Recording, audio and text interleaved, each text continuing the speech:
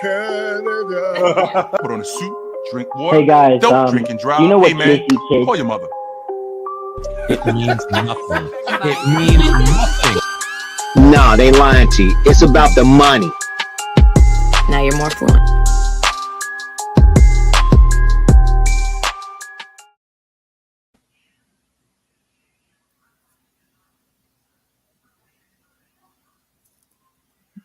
Sorry, I'm lagging a little bit. Do you guys know what JC Kidd said when he got drafted into the NBA? Nah. That he'll turn that franchise around 360 degrees. I'm about to get mine and it's about time. Call us Grindhouse, everybody in a house grind. I'm just doing me, I ain't trying to outshine. Trying to kill my vibe is how you get outlined. Welcome back and worse than ever to the Hoopstorians with Professor. So today is July 7th, 2025. Today in today's NBA history. Hey, Gould, in all fairness, it's July 8th. July 8th. I apologize. My bad. July 8th, 2025. So 15 years ago, this is the anniversary of the decision from LeBron James that was broadcasted across basically America. And basically everybody up until this day still discredits the fact that he was able to kind of prop this on this pedestal of the player empowerment movement that we've basically seen up until this day. And people think that he was the start of the super team era for a short period of time. And it's an interesting kind of concept to kind of go down. I don't know what you guys think. Tony, what do you think about that? I definitely think LeBron, first of all, I don't even like the term super team. I don't know what a super team really is.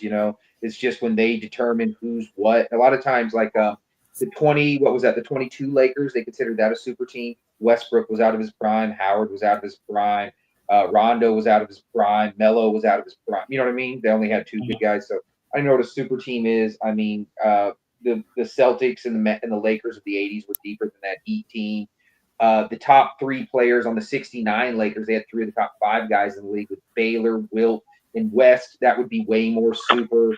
What you want to consider with basically everybody in the 60s, since it was the top 96 players in the world at the time, pretty much everybody was super. You look at how deep the Celtics were. They had a couple MVPs, and they had another guy that could lead you to a title in Havlicek. They had three guys, who could arguably be the best player on title teams, and Kuzi, Russell, Havlicek, as well as guys like Sam Jones, Tommy Heinsohn. He's a rookie of the year. So I don't really know what a super team. He definitely didn't start it. What do you think, Professor? I agree with you. If you start talking about the history, like you said, what super teams are, if you go back to the 82 Lakers, you had McAdoo, Wilkes, Cap, Kareem, Magic, Coop in 82. And they won the title. Then they drafted James Worthy, first number one pick in 82. And they lost to the 76ers, got swept. Well, Worthy broke his leg. And then you think about 84. You had, with the Celtics, you had DJ, Bird, McHale, Parrish on that team. Mm-hmm. Okay. And the Lakers had Coop, McAdoo, and Celtics beat them. Mm-hmm. So super team, what super team? Okay. Now, you mentioned today in history, talking about LeBron James, and talking about how, let's go back to that day. Raised $10 million for the Boys and Girls Club. Okay. Went to Miami. But what else happened before he got to New Jersey to do that interview with Jim Gray? You guys know what happened that day? Before Damon Jones, his teammate, took him to the airport. You know what was going on? He was calling people around the league to come play with him in Cleveland. He didn't want to leave. It's funny how that part of the story is never told. And then the only person that really discussed it was David Aldridge, who's an excellent person. Are you guys familiar with David Aldridge? Okay, been around for 40 years. And Dwayne Wade confirmed it, and then Damon Jones 4 years later confirmed that story when LeBron James went back to Cleveland after he left Miami. And I've heard people say, well, when he was in Miami, it was a failure. How can it be a failure when you won 2 championships, went to the finals 4 years in a row? Explain that to me. Everywhere he's went, he's won. Bet on self. Okay? Just saying. So we start looking at this thing. I think you call it free agency. Is that right?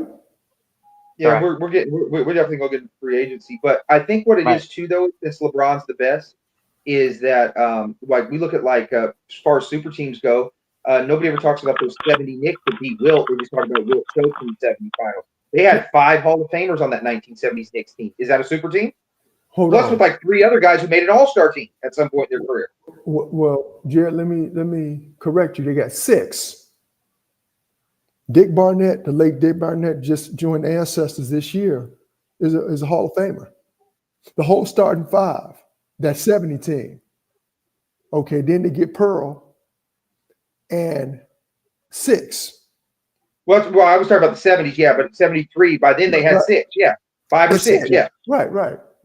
So, yeah, like you said, you hey, the real Black Jesus, because Earl Monroe was the original Black Jesus, not that's Jordan. correct. I don't know why nobody talks about that.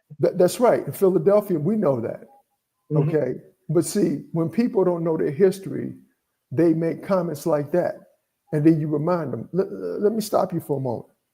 And you talk about greatness. If people are nicknaming other players after you, because the guy who was nicknamed Black Jesus after Pearl, another Philadelphian, Louis Lloyd. Okay, the late Louis Lloyd. Okay, and then you think about Pearl Washington. Okay, so when you start talking about these teams, and I heard you guys chopping it up before I joined, and you start thinking about the 60s team, when you talk about the Jones boys, Russell, Heinsohn, Heinsohn was the rookie of the year in 56, 57. Over Russell. Over Russell. Okay, yeah. Hall of Famers. Bill Sharman, Bob Cousy. Okay, so we're talking about 7, 8 Hall of Famers. And we're always Zach Sanders. We always say, Will always say, if you go back and look at those Celtics teams, they were better, even though he had Billy Cunningham, he had Hal Greer, he had Chet Walker. Those teams were great. They said, well, there was only so many players in the league. But yeah, you couldn't take a night off. Like you guys mentioned last time I was on. You couldn't take a night off. And then Chet Walker goes to Chicago and he's playing with Jerry Sloan, another Hall of Famer. Right? We had Dick Mott on, who was the coach, and talked about that. That's what kept the Bulls. If we think about the Bulls, because the Bulls were in the conference finals in 75. You know who beat them, right? Golden State in 7 games. And on that team was a rookie by the name of Sil Wilkes, who played with Rick Barry. Who's the center? Oh man, forgot Thurman? the center. Who? Thurman? Yeah, Nate Thurman, another Hall of Famer. Yeah, and then coached by Hall of Famer Al Adams, who swept Washington, who on that team had Wes Unseld and Bobby wasn't there. He was still in Milwaukee, and Elvin Hayes. I take that back. By then, Clifford Ray had been in the center for the 75 Warriors. So Clifford Ray was the center by then. Yeah, I can't. I get that, but like I said, no, Silk was a rookie that year. Right. Okay. So, well, he was probably their second best player, because I always talk about that 75 carry job is so much. Nobody ever talks about how good Barry is in that 75 carry job. They never do. But Wilt knew how great Barry was, because when he named his all team. Professor, can I ask you a question on that? Do you think the fact that Rick Barry's white is that hurts him on that, and that's why nobody talks about it? Well, if you have to ask that question, it's insulting in its own right, because we know how good Rick Barry was. Mm-hmm. So I'm saying, just like when you have every player that comes into the league, well, he's the next Larry Bird. It's insulting. But any old white player automatically gets discredited. That they couldn't play now, and they couldn't, you know what I mean? They sure do. And like Rick Barry had an excellent response. He said, "You're out of your mind." I would have averaged he would have averaged probably 35, 40 with the way the rules are. See, they've legislated defense out of all sports. So you don't have the intensity like you used to. You don't have a hand checking. You had to earn it. And them guys were still great. So, yeah, sorry about that. But yeah, so when you start thinking about Rick Barry and his greatness, and you start thinking about them other players in the 70s, because it was physical. You don't have enforcers. You don't have Mr. Mean. You don't have Maurice Lucas. You don't have Daryl Dawkins. You don't have Rick Mahorn. You don't have Charles Oakley. You earned your points, and they will let you know if you come to the paint. You need to bulk up. You didn't just work on your game; you worked on your body to get better, and it was a sense of pride too. And that's what's missing. What do you think? What do you think about the move? About the move. I'm sorry. LeBron, the original move. Me personally, yeah, like, and it's so difficult for me personally to have to view that. Or I do to answer the question. I do think those early Heat teams, as people like to call them, the Heatles back in the day. I do think there is a substantial way of one person going to a team to ultimately increase their chance of winning a title. But I made a video on this a little before, about 2 weeks ago, is there are certain circumstances within context that I believe need to be studied, because people always try to make it about, a team or a person leaving for a better team. And I brought up two examples just really quickly off my dome, and it was Damian Lillard and Charles Barkley. Charles Barkley came out and said vocally that he was having trouble with the team, but years later he went on record saying that I never demanded a trade. It was just not working out, and I needed a new place to go, and it ended up being Phoenix. But I really was trying to build a team around him for the circumstances, so they could ultimately get out of the Eastern Conference. They loaded Eastern Conference during the time. Same thing with Damian Lillard. The Trailblazers were trying to make moves and trying to make a competitive team for years, and they just ultimately had to go up against the just better teams during the time, the Spurs, the Warriors, and the Thunder. And I don't knock people for circumstance. Those are one of those things that it's like it's okay to leave, because ultimately when we start to look at the retrospect of these players and their greatness, people don't want to knock these players if they stay in the same situation and they ultimately win. And I just disagree. If you can't win with the team because your organization or your GM can't understand the payroll and they can't bring you players to substantially make your team better, then I think after a certain period of time, I think it's okay to leave, to go in, and not necessarily ring chase or create this super team metric, but try to up your legacy in any way, shape, or form. Well, first, that was this day in NBA history.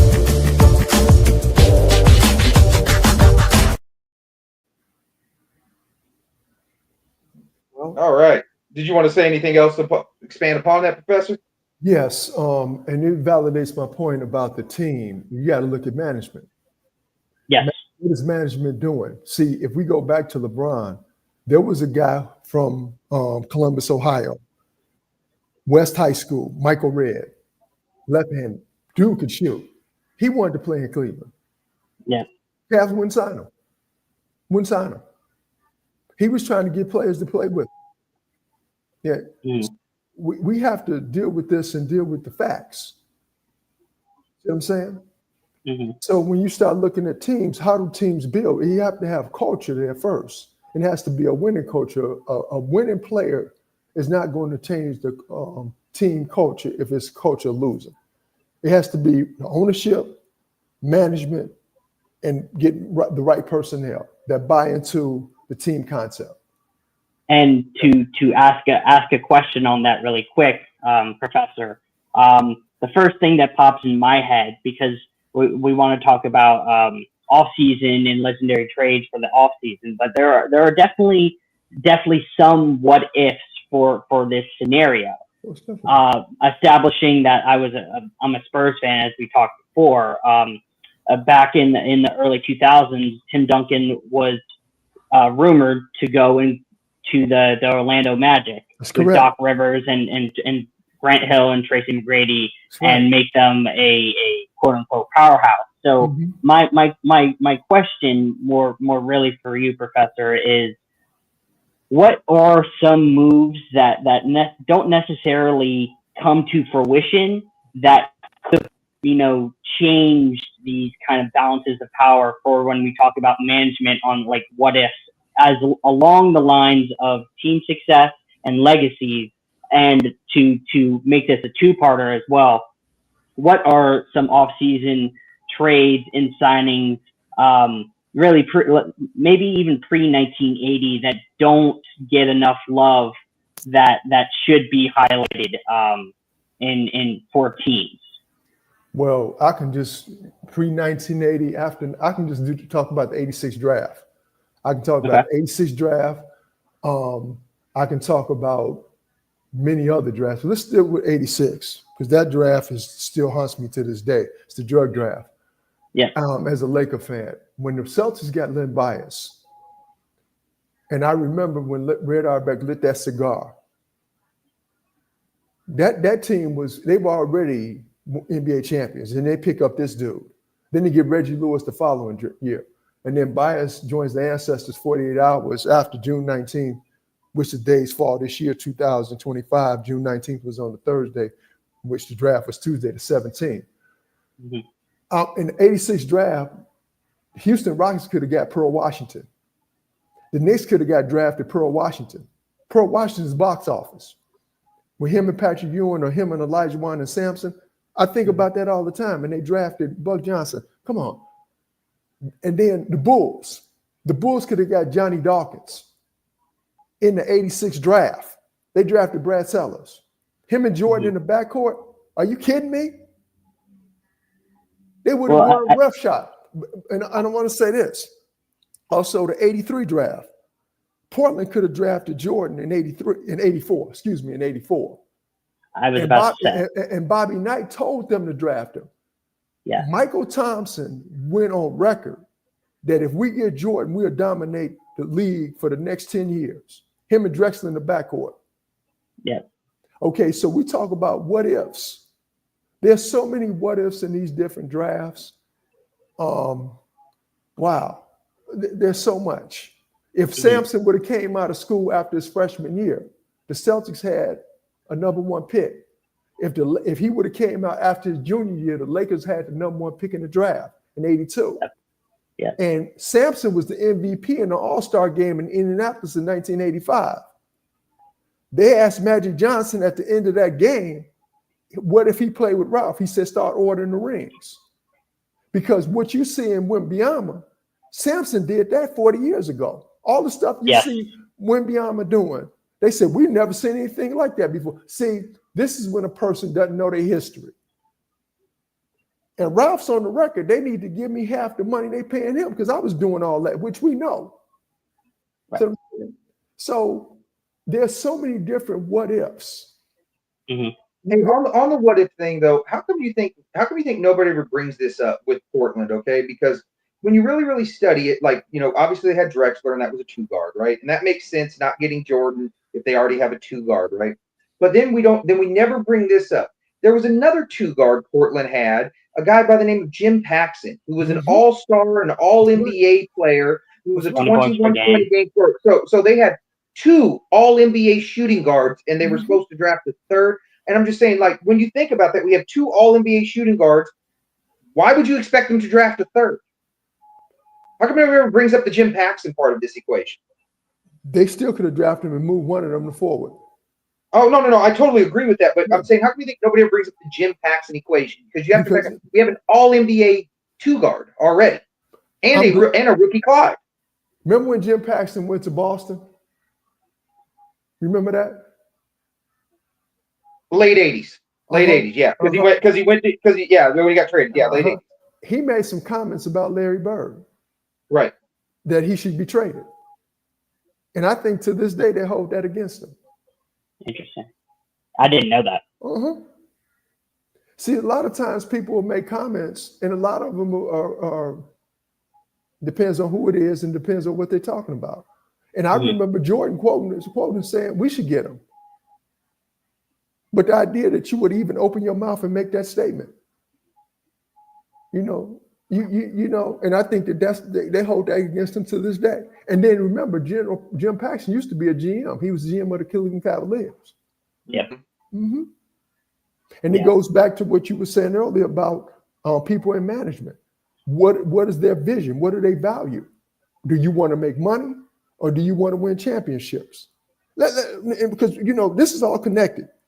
Because I don't know, Jared, if you were with me when I brought up Michael Jordan and I was talking about his issues with Bulls management.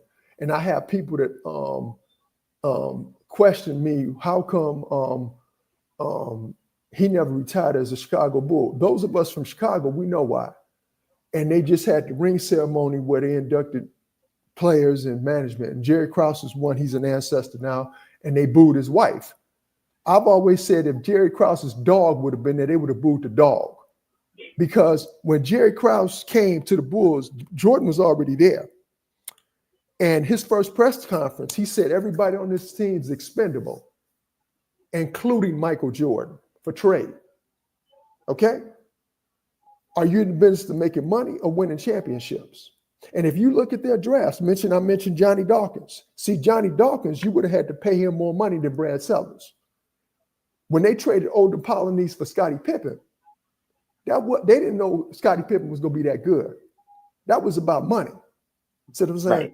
Okay. So they didn't do things just because. And then if you think about this, let's think about Jordan. You can research this yourself, what I'm about to say. And this goes back to, Jared, what you were saying. How come they don't bring this up? Let's deal with Jordan's first contract. From 84, 85 to 87, 88. That's 4 years, right? Okay. Yep. In those 4 years, he was the Rookie of the Year, Defensive Player of the Year, and MVP of the league. Is that right? That's right. His next contract was from 88, 89 to 95, 96, right? Mm-hmm. Okay. Let's set the scoring titles to the side because he won about 6 of them. Is that right? Right. Okay. He was the MVP in 91, 92, right? And 95, 96, correct? That's 3 MVPs, right? Right. Okay. He was the finals MVP in 91, 92, 93, 95, 96. Is that right? Well, 96. 96, a finals MVP, 5 times. No. 91, 92, 93, 96. 96, that's right. Yeah. 96. I missed 95, 96, 4. That's 4, right? And he was the MVP of the league 3 times, right? Correct. Okay. They never once renegotiated his contract. Now, let's think about this. I'm going to go back in history.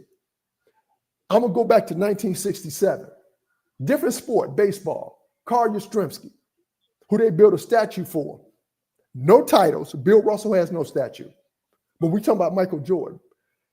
Yawkey, who owned the Boston Red Sox, renegotiated and gave Carl Yastrzemski a raise for having a triple crown 1 season.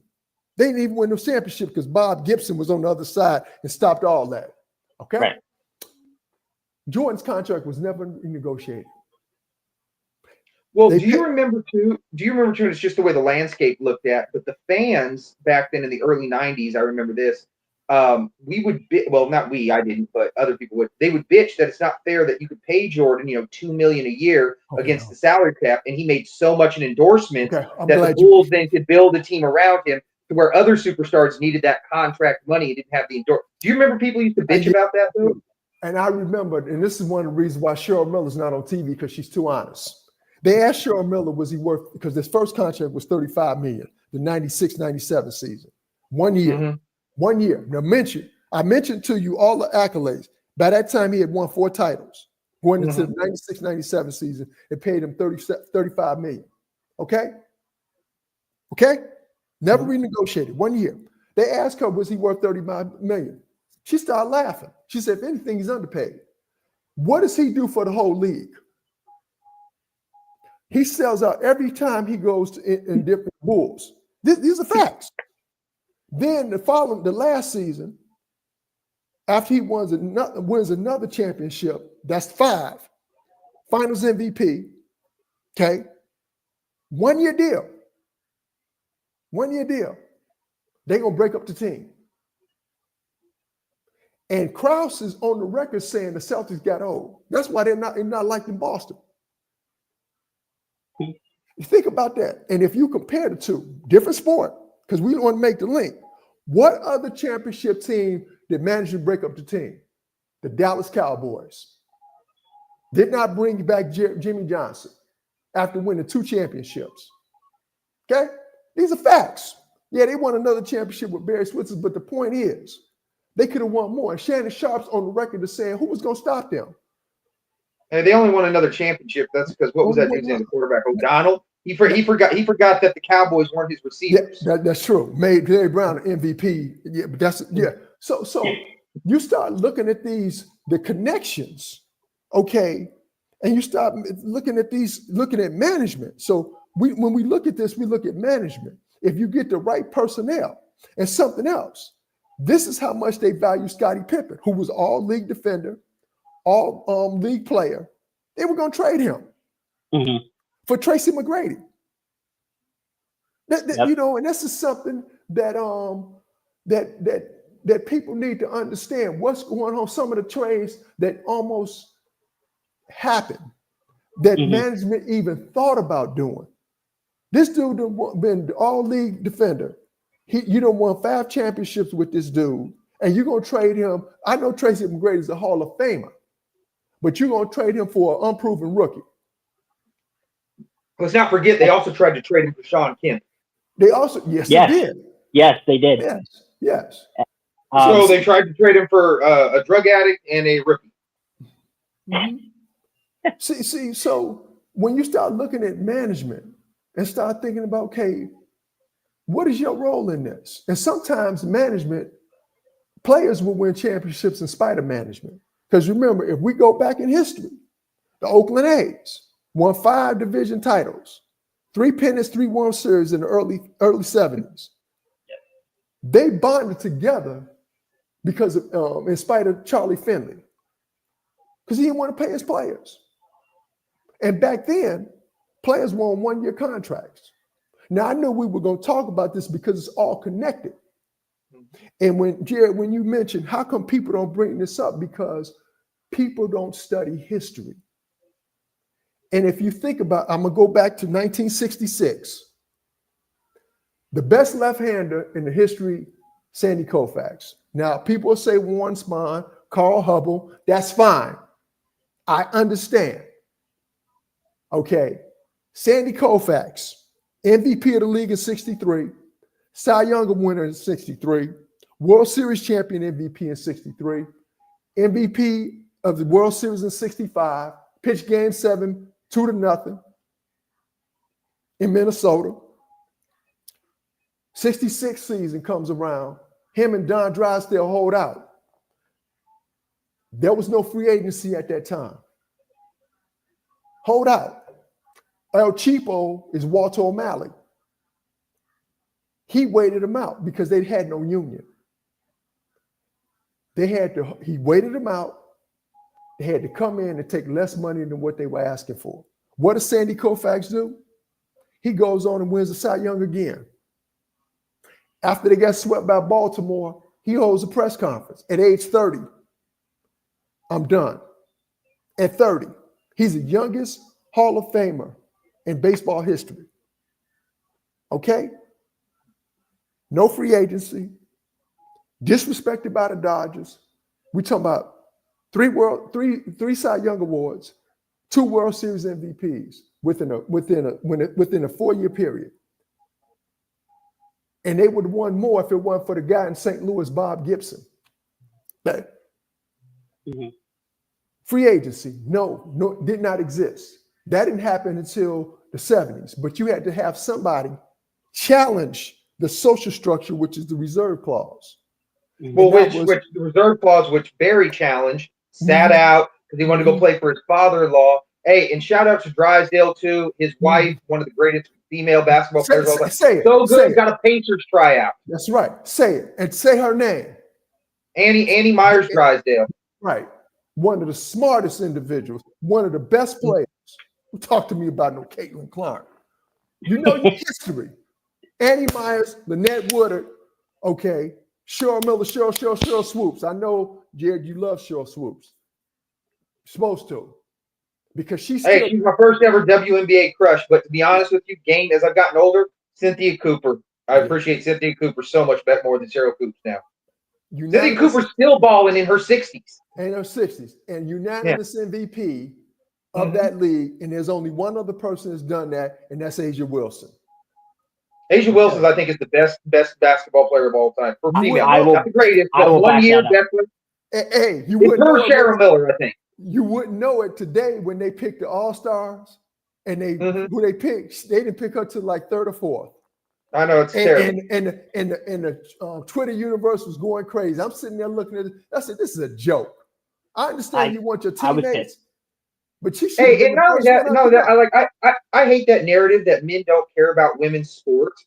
It's things like that off-put men. Like, for example, last year in Paris in the track and field, the relay, Sha'Carri, what's her name? Sha'Carri Richardson. Sha'Carri Richardson. That was awesome watching that. You saw how pumped the crowd was. You know what I mean? All you got to do is show out and show up, and everybody go watch. You know what I mean? Make it entertaining, and we'll watch. But Sha'Carri Richardson, watching her run is amazing. Well, you know what, Jared? The reason why people think men don't care about women's sports because a lot of men make stupid comments. That's why a lot of times they don't know what they're talking about. Just like you mentioned, Annie Myers, who was married to, she's the widow of Big D. I always like to call him Big D. And they don't know that. We're talking about an athletic family. And we start talking about the pantheon of pitchers. You could just take the 1960s alone and just have those pitchers, and they were winners. The only reason why Marichal don't have a World Series ring because he had to go up against Gibson and Koufax and Drysdale. You going up against them dudes? No, you're not going to win. Okay, so this thing. Well, it's kind of like the power forwards in the late '90s, early 2000s for the NBA. Mm-hmm. Everything about the eye test said Kenyon Martin should have been a Hall of Famer. You know, he had the body. You know, he blocked shots. He set good screens. He rolled. He dunked. He had that little 18-footer. He couldn't really pass the ball and all that. But, I mean, just the power forwards, he was just so far down the list of power forwards. You talking about Kenyon Martin? Right. I'm saying, like, all the power forwards in that, you know what I mean? There was Barkley in that era, Malone in that era, Duncan, Garnett, Weber, you know what I mean? And just someone like Kenyon Martin, you know, who had a lot of talent, he's just way down the list. Well, you think about, and I'm glad you need to do a show on the Hall of Fame because I have some real issues. Because, we all do. Like, what's the criteria? Bobby Dandridge. I don't know. I'm going to say whatever criteria's got 40 years to get Bobby Dandridge in the fucking Hall of Fame stuff. Right. You know, I was talking to a college classmate of mine, and I used to talk to him about Bobby Dandridge all the time. And I said, you have no idea how good this dude was. And I used to talk about that 70s Washington team. I said, Elvin Hayes, Wes Unseld didn't take the big shots. It was Bobby D. And Dick Motta used to tell, get out his way. Mm-hmm. That's the only reason why they went back to the finals is because of Bobby D. Because San Antonio had that series won. Only reason why they won. You're talking about the 3-1 comeback. Yes, because of 20 points in the fourth quarter. Yeah. Yes, 20 points in the and you know who else scored? And the game winner. And the game winner, 107-105. And you know who else had 20 points in the fourth quarter in the seventh game? Larry Bird against Dominique Wilkins. One of the best games in NBA history. When you talking about two going at it, but the only two of them, only people that scored was those two for 5 minutes. They just went at it. They were George Gervin in that game 7. It was George Gervin. Yes. He had 42. He had 42. Yeah, and Bobby Dandridge had 37. He had 37. Man, that hurt my heart. Well, because you know, it's nothing you can do about it. It's like the mentality that you were talking about. Everybody knows watching TV. Everybody knows in the building, that's the dude. And not a damn thing, you just hope he misses. Mm-hmm. You just hope the dude misses. And he's going to get to his spot and it don't matter where he's on the floor. And if you go back and you pull up 88 Game 7 of Eastern Conference semifinals, Atlanta and Boston. Look at the shots Bird and Dominique were making. Man, Dominique was hitting 3-pointers, bank shots. What Dominique ended up with that game? I know Bird ended up with 34. He had 47 to 34. Yeah. Because you remember, because Bird didn't get hot till the fourth. He got hot, like I said before. Bird got hot, him and Dennis Johnson, in the fourth quarter. They always come through. You can hold them down. The great ones, you can hold them. Okay. But you can't contain them. Can't contain them. And if you think about it, a lot of guys who talk about their greatest games, a lot of them talk about games that they lost. Isaiah Thomas, I know 2 games. He lost both of them. Game 6 of the Eastern NBA Finals in '88, and Game 5, the 5th and deciding game, because they played 5 games back in '84. Okay, against Bernard King. Bernard had 50. Isaiah had 30. He had single digits in the last 2 minutes. Just Google it. Just go to the last 2 minutes of the game. Dude had 16 points in 90 seconds. Now, when you tell somebody this, wait a minute, that defies logic. You need to see it yourself. Just couldn't stop him. He just got in a zone. They talk about the zone. I don't know what the hell the zone is. It's just like, it's winning time. It's a mental mindset. When you're focused, the hyper focus, you're doomed. I'll tell you what, here's what the zone is. The zone is this. It's when you turn autistic. When you can super focus on one individual and you can cut out everything else. Yeah. That is the zone. That is why a lot of, and I don't know if you've read this, but a lot of psychology papers now say the next evolvement of human evolution is going to be autism. But it's going to be autism where you don't have that, where you still have that social ability, kind of like Blade, where you have all the strength and none of the weaknesses. So you have the ability to hyper focus, but you don't have those social awkward cues. And they've said things like that and all that. That's what the zone is, where you zoom in and you're focused and you can't miss because you're too zoomed in. Right. And you don't hear nothing. It's just like, and the Pistons had a philosophy. If you were hot, we fed you. Okay. And there's nothing you can do about it. You can't stop them. Yeah. So, because you brought up 88 and the Pistons, so I do want to go into this about the free agency. So 88 was the start of modern day free agency. Tom Chambers was the very, very first ever free agent signed. So I want to ask you guys, what do you think is the best free agent signing of all time? And then I'll tell you why you guys are wrong, and I'll tell you why I'm right. So go ahead. Let me see. Jules, give me who you got first. So biasly, because I wanted to ask this question because we talked about the management and me and Tony talked about markets a little bit before, is that marketability, there's going to be a difference of name value in players of what a market can go and get. The Lakers can go and get all-time greats, Shaquille O'Neal, for example, to come to their team. So as mentioning being a Spurs fan, in my opinion, the best, I'm pretty sure we got him in free agency. Please correct me if I'm wrong. Is somebody like a Bruce Bowen? He came in free agency, or did he come in free? So comparatively, Bruce Bowen, who is obviously all-world defender, all NBA first team defender, all NBA second team defender, multiple champion, whatever. To me, though, that doesn't hold a stick to somebody like a all-time Pantheon player like Shaquille O'Neal. So I think there's definitely levels to it, but to me, I would say biasly Bruce Bowen, because it's my team. Okay. What do you got, Professor? Who do you think? Wow. Free agents. Wow. Shaquille's up there. LeBron he was a free agent. Won champion for, like I said, 4 years in a row. It took Shaq 3 years before they went to the finals, and they won 3 in a row. Went to the finals 4 in 8 years while he was there. Oh, wow. Free agents. Woo. Those two are up there. In reference to name recognition. Now, if you use Robert Horry, he was traded. So don't do that. He was traded. Yeah. Okay. He didn't win in Phoenix, but he won everywhere else. Just want to point that out. Barkley was traded. He was never a free agent. Didn't win. A fun thing about Robert Horry, he won everywhere he played a playoff game at. Because Phoenix didn't. Yeah. Yeah, he got traded mid-season. Won a championship. Yeah, he won a championship everywhere he played a playoff game at. Good. Wow. Like I said, those are the two that are at the top of my list. Those in reference to when we start talking about pantheon of great players. Those two in reference because Robert McAdoo was traded to the Lakers. Went to the finals. We went to the finals 4 years in a row. He won 2. McAdoo's been on the pod. He's a friend of the podcast. And does not get his due. I agree. Well, does not get his due. Well, I have to fight for Bob McAdoo.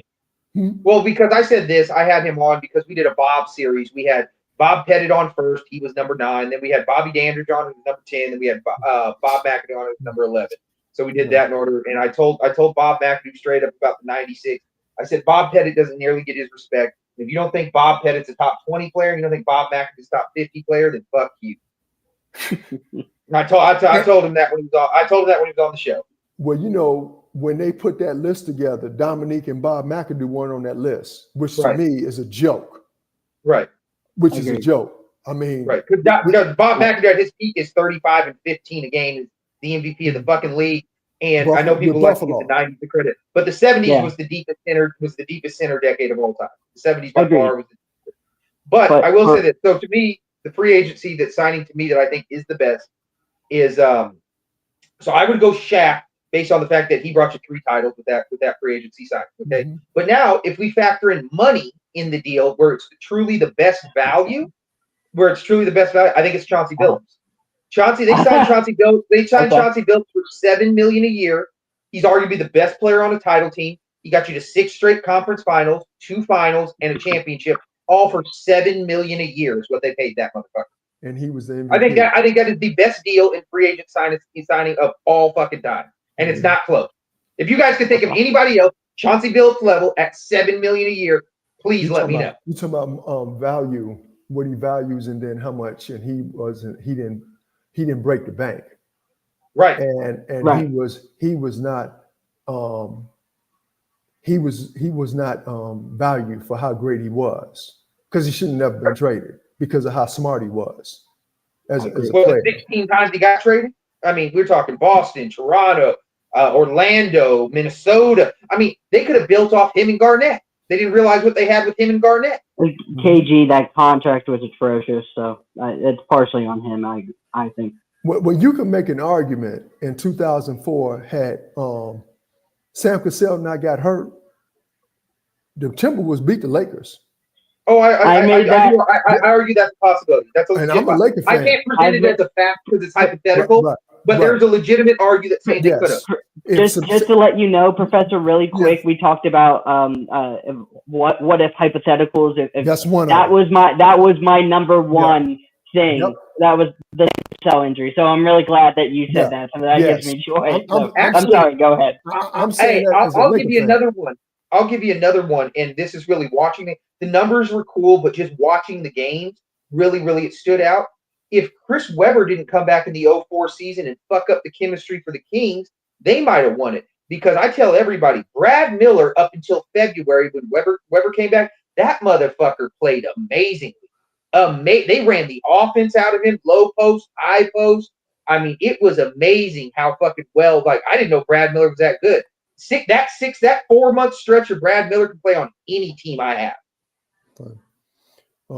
Yeah, I bring that up as a Laker fan, and the reason why I bring that up because I watched Sam Cassell, and Sam Cassell was a winner.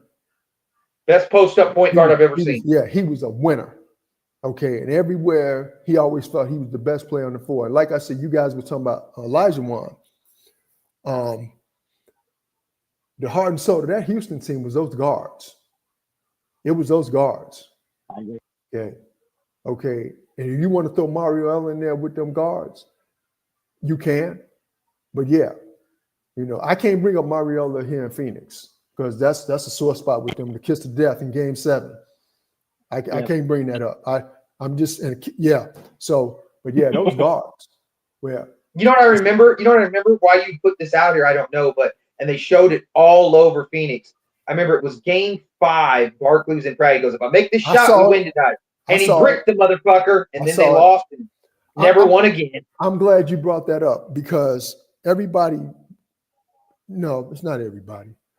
I know on this panel, you guys, when they start talking about, and they do this with the bad boy Pistons, they'll talk about Celtics, Lakers, 76ers, then they'll skip over to the Bulls. No, we ain't gonna let you do that because you're insulting our intelligence. You don't go to the conference finals 5 years in a row as a team, go to the finals 3 years in a row and win 2 titles back to back and lose one road. They lost. They lost when they won the championship. They didn't lose a road game. They swept the Lakers and they swept Portland. That was the 2-3-2 format. Okay, go to Houston. Houston won the Portland championship. stole one at Detroit. That's right. Okay, Houston won in 94. Yes. The 94-95 team, they were a 6 seed. They went to Utah, won in Utah in Game 5. Clyde Drexler and Kenny Smith won that game because Dream was in foul trouble. They lost to Phoenix the first 2 games in the conference semifinals.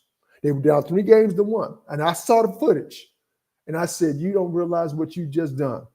They didn't lose another road game the rest of the playoffs. Now, let's put that in perspective because I'm going to hurt your feelings, Jules. They played San Antonio in the conference finals. Did not lose one road game. They went 3-0 on the road. Yeah. The series went 6 games. They lost at home. Then they went to Orlando. Won game 1, game 2. So you're talking about Game 5, Game 7 in the conference semifinals. Games 1. Let me see in the conference finals. 1, 2, and 5. 1, 2, and 5. 1, 2, and 5.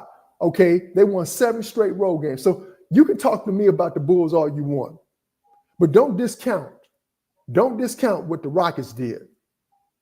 Now, hey, not only that too, on the narrative of 95, they're down 2-1 against the Jazz. Nobody thinks they're going to win. They're losing. The series is over. They're down 2-1, right? Then Phoenix has got them down 3-1. They're losing there too. They win the first 2 games in San Antonio. San Antonio then wins both games on the road, right? And not only that, the Jazz had lost to them the year before, so they thought the Jazz had extra motivation because the Jazz lost to them in 5 in the conference final.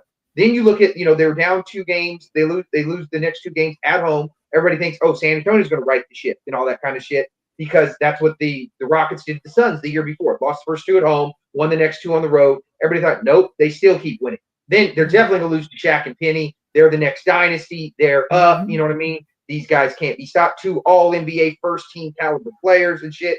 And then, they're down by like 20 in Game 1. They choke. They lose. It's just, it's over. And then we find out Orlando had a fucking celebration party for going to the finals. They threw a fucking parade. Yeah, if I was on the team, I'd tell them to shove that parade up their ass. If anybody goes to that on my team, we're fighting. We're not going to a fucking parade to celebrate going to the finals.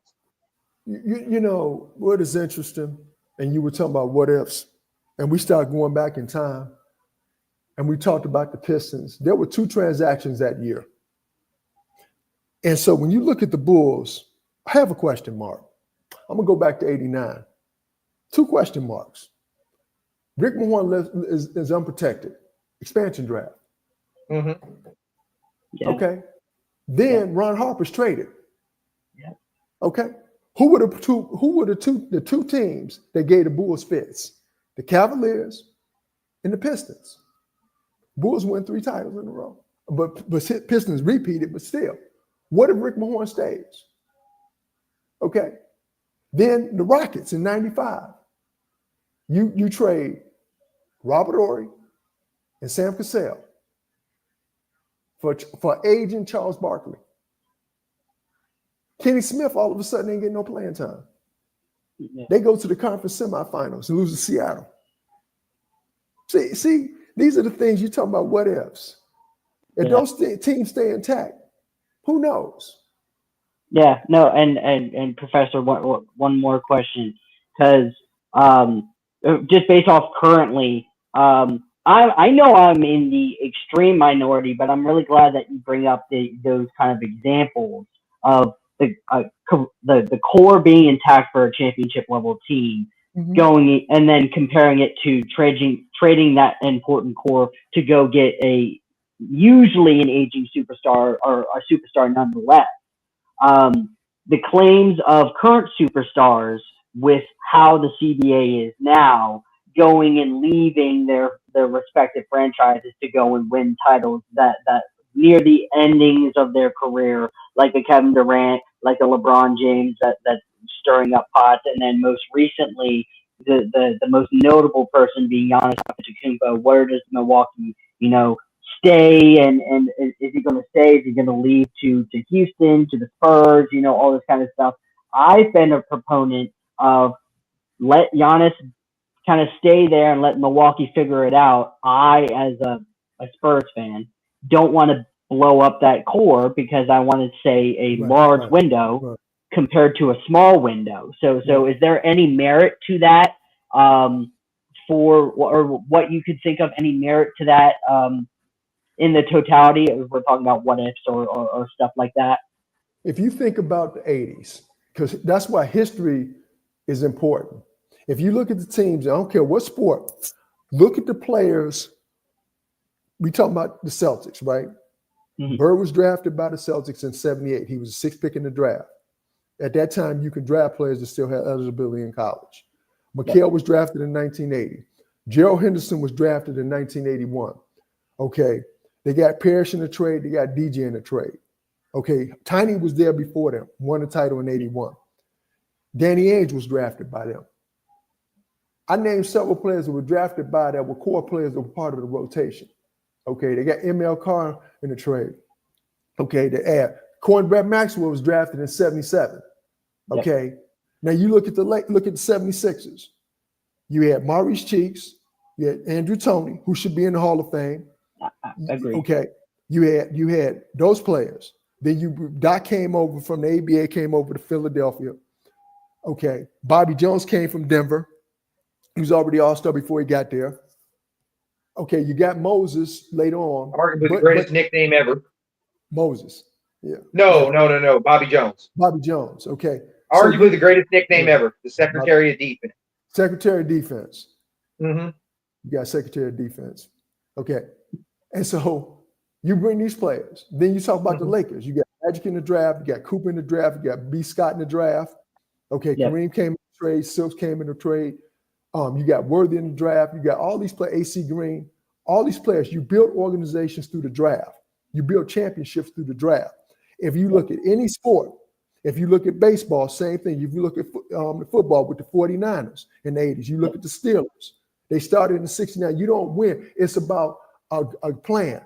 When Sparky Anderson took over in 78, the 79, after he got fired by the Cincinnati Reds, he went to the Tigers. He looked at them. He told Kirk Gibson, Sweet Lou Whitaker, Trammell, Lance Parrish, we're gonna win the championship in 5 years.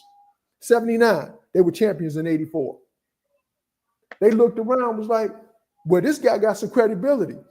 If you look at Cincinnati, if you look at Oakland, through the farm system, I don't care what team it is. If you look at the Spurs, so I'm gonna bring it home to you, Joel. Mm-hmm. Tim Duncan was drafted by the Spurs. David Robinson was drafted by the Spurs. Tony Parker was drafted by the Spurs. Manu Ginobili was drafted by the Spurs. And the rest is history. Yeah. Okay? That's how you build. Okay? When LeBron went back to Cleveland, Kyrie was drafted by Cleveland. Tristan Thompson was drafted by Cleveland. Dellavedova was drafted by Cleveland.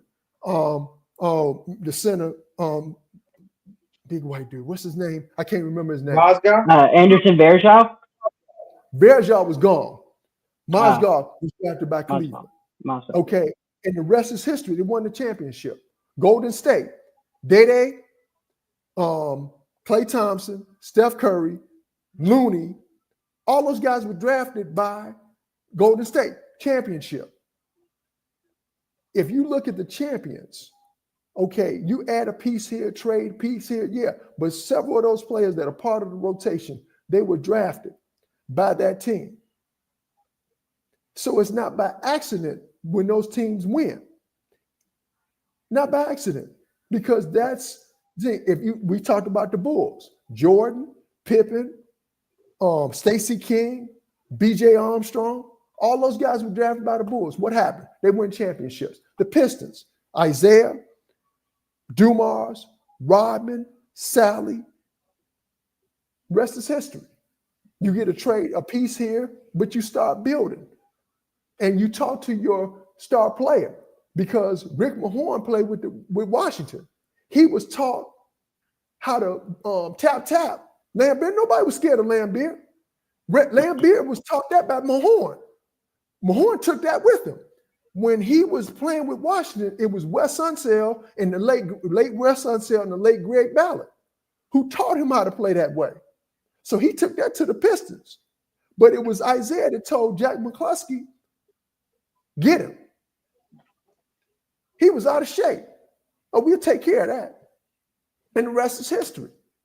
And it was Will Robinson who saw Rodman. And the rest, Rodman's a Hall of Famer. So you start building through the draft. And even the guys that are on the 12th person, 11th person on the bench, they're an integral part of their team. We talked about last time I was here from 1976 when I told you Glenn, what's the guy's name? Who was hitting in overtime, hitting them big shots. He was a 12th man. Oh, Craig Hodges. No. That was back. You see, Craig Hodges got traded because he was playing with the Clippers and then he was playing with Milwaukee, and the rest is history. But you start bringing in those players that add to pieces to a championship team because you have to have a vision. Okay, free agents are fine. Okay, but we bring this guy in. How is he going to mesh with the chemistry on the team? See, Mark Aguirre should be in the Hall of Fame because Mark Aguirre was an all-star. Mark Aguirre was 30 points a game at his peak. 30 points a game. And in 86, he wasn't on the all-star team. You can look it up. He was the second leading scorer in the NBA, and the all-star game was in Dallas and was not on the all-star team. Yeah. Was not on the all-star team. Okay? And he goes to the Pistons. They say, well, there it is, a championship. They ain't going to get back to the finals. No. He was willing to sacrifice his game. Clyde Drexler. The Houston Rocket players didn't want him because they traded a player that was popular in Otis Thorpe, who Kenny Smith had played with in Sacramento. And who was the coach when Kenny Smith got drafted in Sacramento? Bill Russell. Thank you. Who was Otis Thorpe's coach? He goes to Houston. It was Bill Russell. Okay? And they loved Otis Thorpe. And they traded him for Drexler. And the rest is history. Because they were concerned. I want to bring up something you said earlier, though. This is what I'm saying. Like, because you were talking about drafting and building, it goes back to the Ron Harper deal, right? The Ron Harper trade. I don't think people realize, because a lot of people remember from the Bulls, people don't really realize how good Ron Harper was before his knees went, especially with Dylan Harper now being drafted. Right. And I think Dylan Harper's mom is the GOAT of NBA moms of good-looking women because she's high up there on that pedestal. But Ron Harper, when he got traded, he was something like 23, 7, and 7 with 2 steals and a block a game, right? He was Diet Jordan, something like that. And they traded him for Danny Ferry. And if you look at that Cavs team, and Reggie Williams. But Danny Ferry was supposed to be the big piece of the draft because he was the second pick, and he was playing in where he played that first year. He sat out Greece or something like that. Yeah, he played for No. But he wouldn't play with the Clippers. He sat out. And then he went to he went to Greece or somewhere and played for a season. I forget which other league he played, but he was the centerpiece who they were getting. Right. And you look at them, they drafted Harper, they drafted Price, and they drafted Doherty, and then they traded for Nance. They traded Kevin Johnson for Nance, got him. So between Nance, he can play small forward or power forward. But they had 4 of the 5 positions locked down. They just either needed a power forward or a small forward really to go with that. And they probably really could have something. But my question is this: you look back on the what the fuck was the mindset in trading for Danny Ferry? Because Danny Ferry immediately went there and dropped 8 points a game on air. They traded a 23-point-a-game guy for an 8-point-a-game guy. And it's not like he was better. He wasn't better in fucking anything. He didn't get more rebounds, he wasn't better in any facet of basketball. Okay. So what was the deal? Because I was too young to know back then. What the fuck was the mindset? Because I would never trade Ron Harper for Danny Ferry. Okay. Fuck Danny Ferry. Danny Ferry sucks ass. I said it earlier. 1989. Who won the championship? The Pistons, right? Okay, wasn't it an expansion draft? It was. Okay, you're talking about leaving a starter unprotected. Never in the history has that happened. Rick Mahorn's left unprotected. Who do the Bulls beat? Who do the Pistons beat to get to the finals? The Bulls. Who do they beat in that playoff run in '89? Who did they beat? They beat the Celtics. They swept the Celtics. Mm-hmm. They beat the Bulls, and they swept the Lakers. Mm-hmm. Okay, Lee didn't like the Pistons. Magic Johnson was interviewed after the season. They asked him, "You guys are the team of the '80s. Who do you think the team of the '90s is going to be?" He said the Cleveland Cavaliers. I was like, and then he explained it. He said they got a young center in Doherty.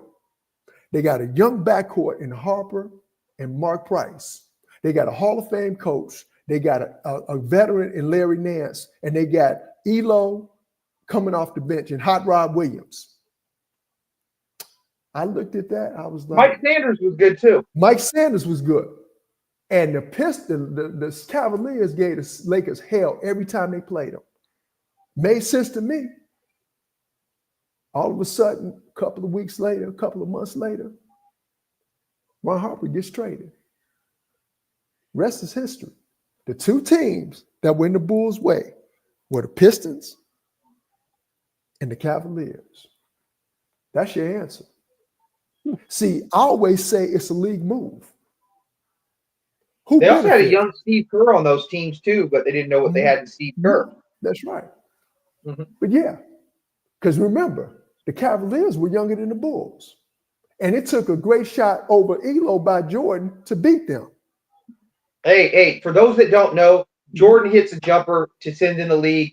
Elo runs this give and go play. He's the out of bounds man, throws it to Doherty. Doherty kicks it right back to him. Maybe it was Nance. He hits the layup, falls down, sits there, and then Jordan comes back and hits another gamer. So I'm saying that last 20 seconds was really, really fucking good. That's right. And that changed. 3 game winners. And there were 3 potential game winners. And if you remember, in game 4, Jordan missed free throws they could have won that series in 4 games. And Cleveland won the 4th game in overtime. So you look at all that stuff that happened that year and transactions that took place. The Bulls benefited from it because now you weakened any competition. Yeah, the Pistons won the championship in '90, but we know they weren't the same because Rick Mahorn was gone. They didn't have that same, Lambert didn't have his Blues brother Buddy with him. Isaiah Thomas has talked about that repetitively, how that affected the collective consciousness. It did. Of course it did. Of course it did, because they were a close-knit group. They were a family. But people don't understand that. They'll look at Rick Mahorn and they'll say something like 4 points a game. Who gives a shit? But what they all don't understand is this. But they don't understand is this, though. He was their best fucking screener. And how much offense is predicated on fucking screening? People don't give enough credit for that. Well, you know what? You bring that up. I've always said the most important player on the Golden State Warriors is not Steph Curry. It wasn't Klay Thompson. It wasn't Iguodala. It was Day-Day. Draymond Green, because he sets the defense, he runs the offense, and he sets screens. The most important. That's why Steph Curry gets some wide open shots. I say that about Steven Adams all the time. I go, I want Steven Adams on my team. And I go, and then when I say I want him for offense, people lose. They don't understand what I'm saying. Because he's the best screener in the league. Right. Yeah, he's the best screener in the league. Right. They run the screen, set the picks, and roll to the basket. And like you said, Rick Mahorn, and he has a big body. Plus, he's an intimidator on defense. And so we get him out of here. It wasn't by accident he was left unprotected. Hey, if you want to see how big Rick Mahorn is, look at the time Isaiah punched him twice in the face, and he just looked at him like he was annoying. Right. Yeah. I just don't understand why Isaiah punched him over that, because he kept the ball from him. Yeah. I don't know. That's what. Yeah. But that 89 thing, and like I said, when that happened, we still talk about it and discuss it, and that changed the course of history. Changed the course of history. Because if you keep those two teams together, no telling what would have happened. Because that, like I said, they built that team, that young core. And the insulting thing about the Cleveland thing is I was on the elevator with Wayne Embry. I was going to bring that up to him. I said, you know what? That motherfucker set some screens too. Yeah, but that pissed me off because he was the GM. And then the lies that he put out about Ron Harper, that really bothered me because What lies did he say? I'm not sure what he those are. said that Ron Harper was doing drugs. And I want to make the connection with Carlos Baerga, the Cleveland baseball team. Okay, because like I said, I want to connect the dots. He said Ron Harper was hanging out with white women. He was hanging out with a bad crowd. And I say that for this reason, because if you go back and you look at history, the Yankees won 3 World Series, 98, 99, 2000. Is that right? Yeah. Yeah. Is that right? That's Okay. right. What 2 teams gave the Yankees hell in the 90s? Cleveland's baseball team and the Seattle Mariners. Yeah. Those are facts. Yeah. Facts. Okay? They dominated the American League. Cleveland, Baltimore, and Seattle. And Boston and Yankees were being eliminated. Okay? There's the facts. So what do? Cleveland had a murderous row. All of a sudden, Baerga's hanging around with the wrong people. Where did I hear this before? Same thing with Ron Harper. So what do? They trade Baerga. Eddie Murray speaks out about it, who's a Hall of Fame. He's on that 95 team. Yeah. They trade him to Baltimore, and Cleveland plays Baltimore in the playoffs that year, and Baltimore beats them 3-1. See?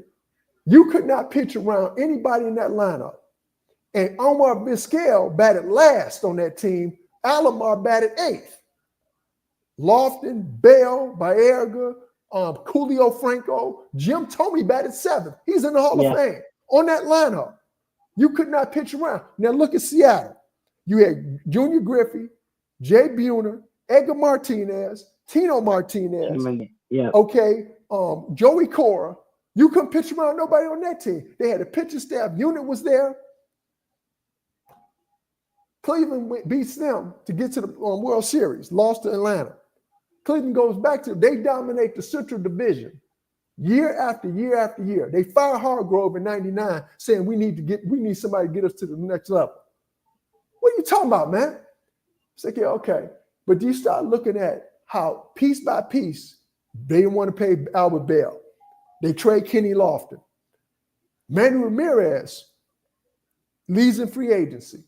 Each year, they lose a piece by piece. Who benefits?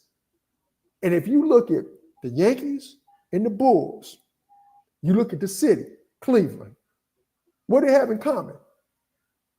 They break off the team. They start dismantling the team. Slowly but surely. To benefit. Well, hey, and then also too on that Cleveland trade, because there's draft picks exchange too. They ended up drafting the Clippers ended up getting Lloyd Vaught with one of the draft picks Cleveland traded. Lloyd Vaught was the second best player in that trade. It was Harper, then Lloyd Vaught. Lloyd Vaught was 18-10, and he led the Clippers to a playoff appearance in '97. Nobody leads the Clippers to the playoff appearance in '97. Lloyd Vaught was good enough to be the best player on a playoff team, and so they traded away Ron Harper and Lloyd Vaught. That could have been their power forward. You know what I mean? So they could have had Nance, Vaught, and Dougherty up in the front court. With Harper and Price, and then all these guys coming off the bench. John Hot Rod Williams was on that team. The late John Hot Rod Williams. Right. Elo was coming off. You talking about the rotation? Well, that's a touchy subject in Phoenix. We traded Marley for him, and that trade sucked. But yeah, it's when you start looking at back in history, some of the trades that were made, you scratch your head. But then when you start looking at the teams who benefit, remember, Chris Paul was supposed to play for the Lakers. David Stern blocked the trade. Come on. These are facts. I had been telling people for years, they call them league moves. Yeah. Okay, you making this move. Okay, this is a hair scratcher. Okay, what's going on? We might not find out until 2 or 3 years down the road. If ever. If ever. That's true. If ever. But when you start making the links like, okay, why wasn't this done? That's why when you ask me about the what ifs, I think about the 86 draft. What if Pearl Washington would have played with the Houston Rockets? What if he would have played with the Knicks? I mean, Pearl going to the New Jersey Nets, you play in front of 30,000 in Syracuse, you play on the road, it's a sellout. It kills your spirit. I don't care how good you are. This dude was in the CBA, man, after 2 years. And I had met some people who knew him years later. He didn't want to leave school. He did not want to leave school because he saw what was coming in. Derek Coleman was coming in. Some Stephen Thompson was coming in. That team went to the championship game against Indiana. Just like, another what if that, always haunts me is Richard Dumas. What if he could have stayed off coach? Because that dude was awesome. He was awesome. If you look at that game against where Shaq pulls down the backboard, Richard Dumas was the best one in that game. I think he went something like 14 for 14, had like 32 points in that game or some shit like that. So he was like awesome. Just an awesome player. There's another what if. Drugs room. There's so many what ifs, and we just think about it. What if wow, like I said, mentioned Sam Cassell. What if Shaq doesn't go to the Lakers? He stays in Orlando. Come on. Oh, the management screwed up that deal by far. But then too, there was Penny's jealousy. He wanted to be a higher paid player, and just things like that. I just don't understand. And same thing with the Stephon Marbury thing. When Garnett got that contract and you wanted more money, like I don't get the ego in that regard. These players are clearly better than you. You know what I mean? Like, what's the issue? What the issue is when you have people in their camp telling them that you should be making more money than this individual. That's what happens. Right. And then the person in my camp, like, you don't run any basketball organizations. Why the fuck would I listen to you? Because that's all they know. Yeah. I mean, that's what they trust. That's all they know. Because they don't have the right people around them. That's why a lot of times when these guys leave school early or where they go, they looking at bag now. How much am I going to get for this and for that? And so those are the people that are helping them make their decisions. Some of those decisions are not good decisions, but that's what's happening. And that's the problem. That is. So, We're out of time. Anybody want to say anything else before we bounce? Any other points we want to bring up? No. I think it was a great episode. Yeah. Well, there we go. So, hey, just remember, guys, make sure you bless the ones who broke you because they're the ones who built you. We want to thank Professor Gold for stopping in and all that. And then check out Jules' content on TikTok, and we'll holler at y'all later, man. Peace.